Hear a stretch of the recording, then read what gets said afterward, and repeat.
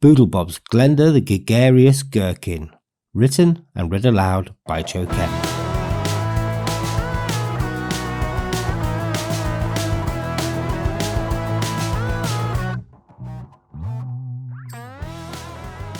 Glenda the Gregarious Gherkin. This is a story all about Glenda. And yes, she's a gherkin. A gherkin is a kind of cucumber who likes a jar and is usually pickled.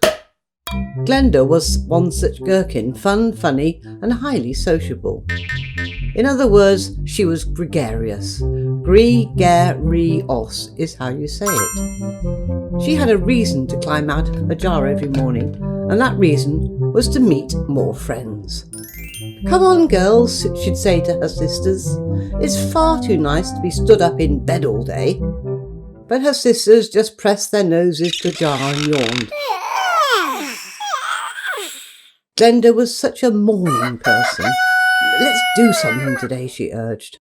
"Okay, off you go then," chorused her sisters, and therein lay the problem. Glenda, being so gregarious, couldn't bear to go anywhere on her own. But then she saw Spicer the spider dribbling a ball. "Fancy a bit of a kickabout?" he asked. "Not really," she replied. "It wouldn't be fair when you have 8 legs and I only have 2. But if we could even up the leg count, then maybe I might." So while Glenda went off to round up her sisters, Spicer rounded up Fedora, the pretty pink flamingo. She had 2 very long legs. They counted each team's legs. Glenda with her 4 sisters totalled 10 legs, and Spicer with his 8 and Fedora's 2 totalled 10 legs as well. Well, let the game begin. And someone somewhere blew a whistle. Boodlebobs.com. It was an odd game of football. Spicer had the ball most of the time, while he had most of the legs, and Glenda's sisters couldn't help standing shoulder to shoulder in goal. It seemed old habits die hard. Then Fedora tripped, and in doing so gave the ball a hearty kick. "Hooray!" shouted someone, and began chanting. The ball shot off through the rhododendrons and through the open door of the potting shed.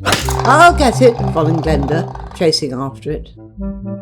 It was very dark inside the shed, and then something dreadful happened. The door creaked and slammed shut. Glenda was alone and locked in the shed. Meanwhile, everyone wondered where Glenda had gone. "Maybe she didn't want to play any more," suggested her sisters hopefully. Spicer, on the other hand, was more concerned about his ball. "Oh, I'll go and look for her," called down Fedora.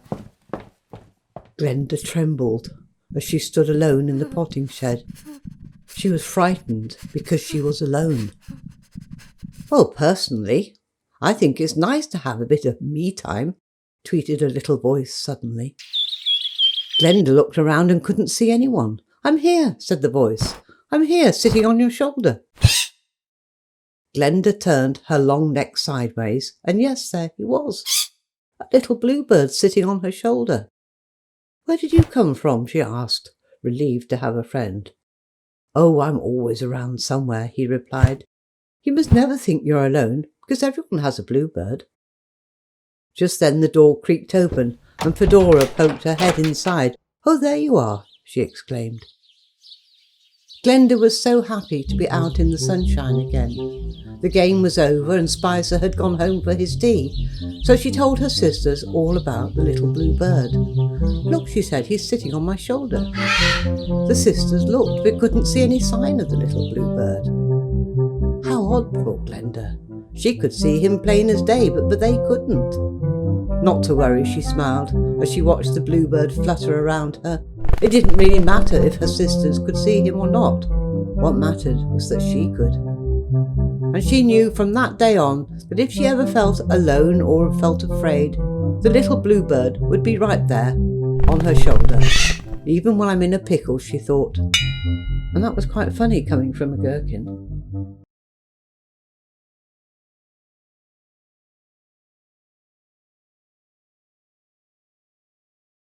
Get more stories at boodlebobs.com.